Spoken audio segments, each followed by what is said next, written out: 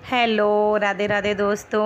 और आपका स्वागत है आपके अपने channel Pooja mom and beauty blog में। तो आज हमारे यहाँ तैयारी हो रही है अब मेरे माधव जी की छठी की, मेरे कान्हा की, मेरी लाडले की छठी की तैयारी हो रही है। और देखिए मैंने कैसे छठी मनाई है और कैब तो उसी के ऊपर आज ये वीडियो है। तो चलिए करते हैं शुरू आज की वीडियो। तो देखिए हमारे यहाँ तो कढ़ी आपने देखी है ना, कढ़ी की तैयारी हो रही है। और हमारे माधव जी हैं वो हम उनको नीचे बिठा लेंगे और फिर उनको सारे कपड़े में उनमें सारे कपड़े मैं उनके उतार दूंगी और फिर मैं इनका स्नान भी करा लूँगी। तो देखिए हमारे माधव जी बहुत सुंदर लग रहे हैं। और अभी तो मैं इनके स्नान कराने की तैयारी कर रही हूँ। तो सबसे पहले मैं इनकी ज्वेलरी उतारूँगी क्यों। और देखिए छठी वाले दिन एक चीज़ मैं बताना चाहूँगी कि जैसे छठी होती है ना, तो उस दिन भगवान मतलब हमारे लड्डू गोपाल की छठी होती है। तो आप जब भी छठी मनाएं तो जो भी आपके मंदिर में भगवान जी हैं आप सबको निमंत्रण ज़रूर दें कि हाँ हमारे जैसे कि हमारे यहाँ जैसे किसी बच्चे का जन्म होता है ना और उसकी छठी होती है, तो हम सब लोग सबको बुलाते हैं ना, उस सबको बुलाते हैं। तो उसी प्रकार से हम अपने भगवान, जो भी हमारे भगवान जी हैं, जो भी हमारे मंदिर में विराजमान हैं, हम सबको निमंत्रण देंगे कि आप सब हमारे कान्हा की छठी में शामिल हों। और इस प्रकार से हम उनको निमंत्रण दे दें। और उसके बाद देखिए मैंने निमंत्रण तो मैं पहले दे चुकी हूँ और अभी तो मैं इनका स्नान कराने जा रही हूँ। तो वो भी हमारे माधव जो हैं, तो मैं उनकी स्नान की तैयारी कर रही हूँ। और रही बात कपड़ों की, तो कपड़े आप छठी वाले दिन बदल भी सकते हैं।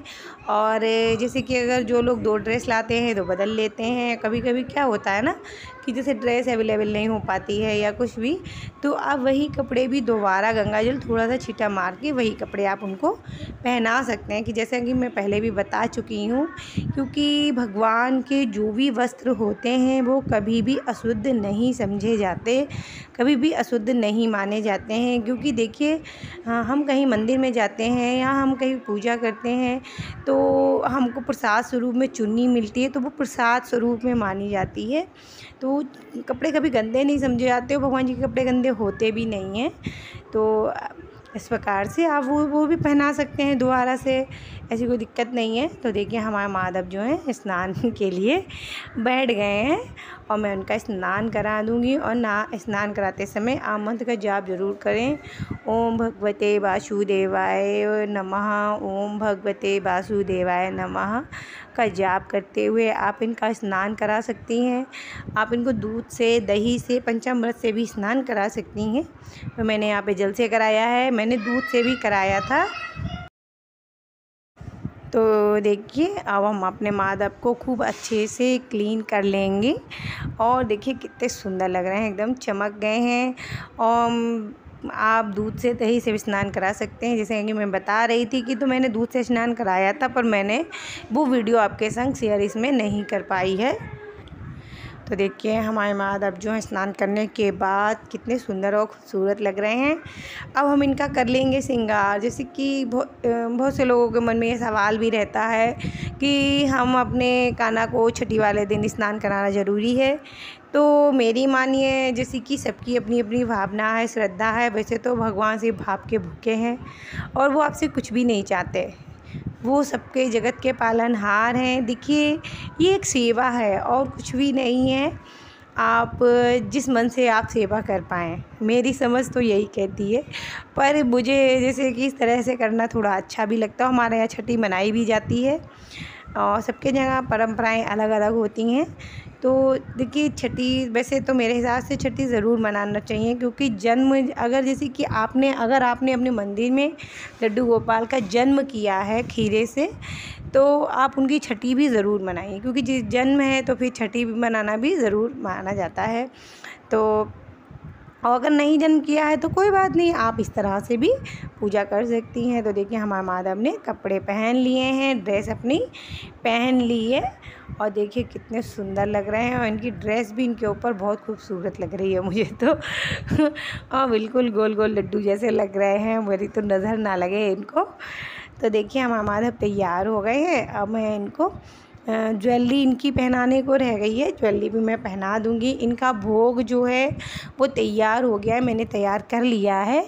अभी तो मैं इनको नहला धुला रही हूँ और मैं इनको ज्वेलरी भी पहनाऊँगी। ये देखिए, ये इनका एक हार है जो मैंने इसी जन्माष्टमी पे ख़रीदा है।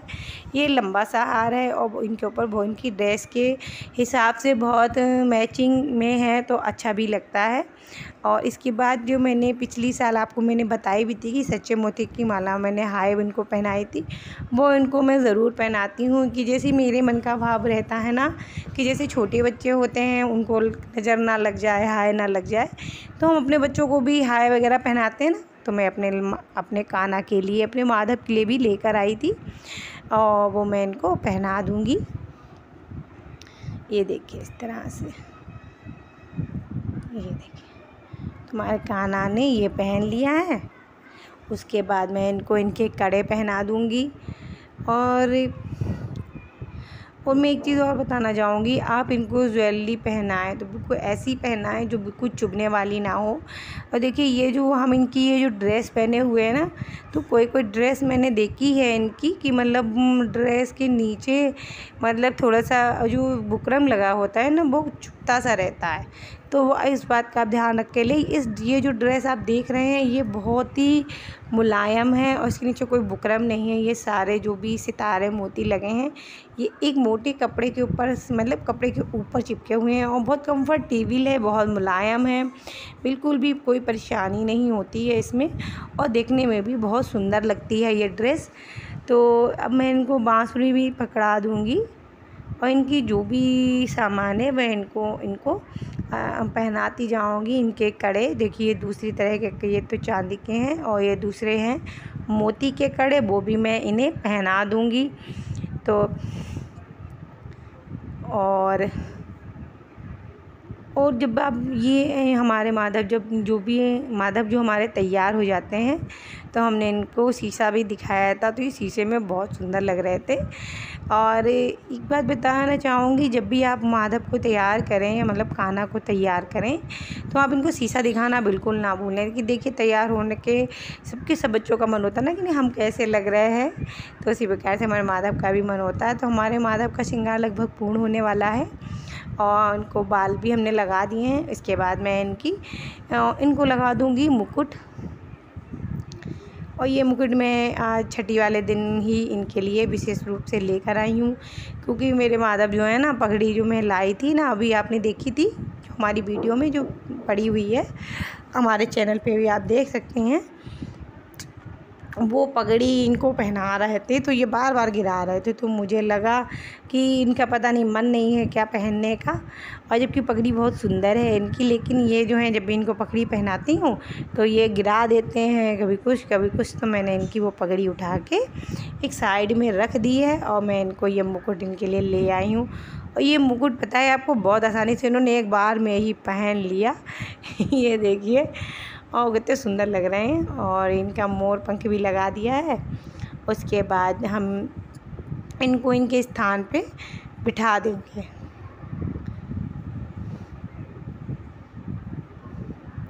तो देखिए यही मैं बताऊंगी कि छठी पे आप जब भी इनको भोग लगाएं उससे पहले आप इनका स्नान वगैरह करा लें खूब अच्छे से।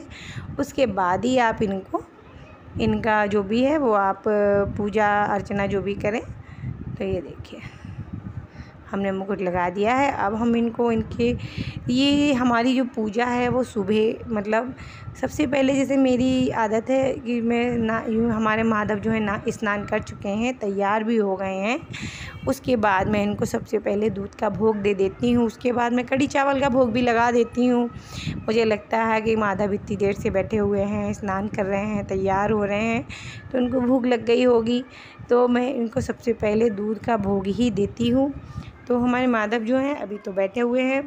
उसके बाद ये देखिए मैं इनके लिए दूध ले आई हूँ और ये दूध का मैं इनको भोग लगा दूँगी क्योंकि स्नान करने के बाद बच्चों को सबसे पहले दूध का ही लगता है कि दूध हम पी लें, तो इसलिए मैं अपने माधव को भी दूध का भोग लगाती हूँ सबसे पहले। उसके बाद हम इनको इनके स्थान पे, और ये इनकी कामधेनु जी हैं वो भी आ गई हैं और इनको भी मैं दूध का भोग लगा देती हूँ। उसके बाद हम इनको इनके स्थान पे बिठा देंगे। उसके बाद हम इनको कढ़ी चावल का भी भोग लगाएंगे। जो हमारी छठी की जो भी सामान बनता है उसका भोग मैं लगाऊंगी। तो अभी तो ये बैठे हुए हैं, उसके बाद हम इनको ऊपर इनके स्थान पे बिठाएंगे। तो देखिए हमारे माधव जो हैं अपने स्थान पर बैठ गए हैं और बहुत खूबसूरत लग रहे हैं। और हमारी कामधेनु जी भी बहुत सुंदर लग रही हैं और वो अपनी कामधेनु जी के संग खेल रहे हैं अभी। और अब वो दूध तो पी चुके हैं ना, इसलिए अब वो उनको दोबारा से जब भूख लग जाती है तो हमें उनका ध्यान रखना पड़ता है ना, इसलिए तो अब हम इनका कढ़ी का थाली हम इनकी तैयार कर लेते हैं छठी की। ये देखिए हमने यहाँ पर इनके लिए बनाया है चावल, कढ़ी, पूड़ी और ये जल है और इधर साइड में आलू हैं। तो इसका भोग हमारे यहाँ लगता है, आप देख लीजिए पूरी थाली को खूब अच्छे से।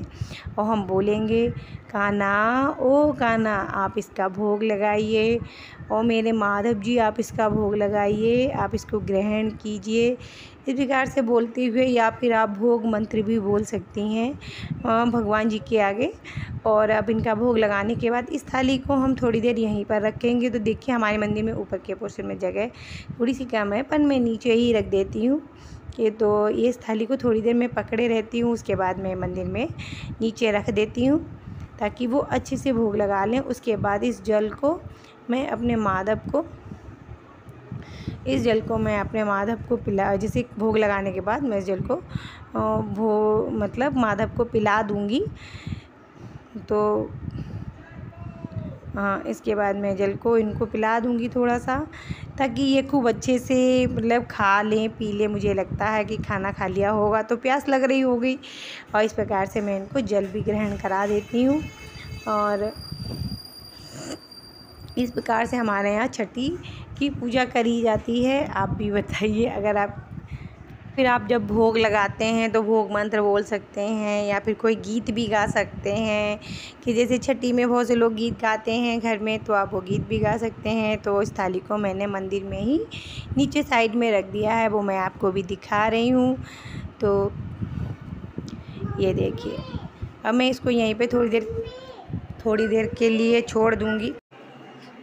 तो कैसी लगी आपको हमारी वीडियो? अगर अच्छी लगी हो तो प्लीज़ वीडियो को लाइक ज़रूर कीजिएगा, शेयर ज़रूर कीजिएगा। और अगर आपको हमारी वीडियो में कुछ भी अच्छा लगा हो तो प्लीज़ कमेंट करके ज़रूर बताइएगा, और बेल आइकन को प्रेस ज़रूर कीजिएगा ताकि आगे आने वाली वीडियो, आगे आने वाली जानकारी आपके पास सबसे पहले पहुँचे। राधे।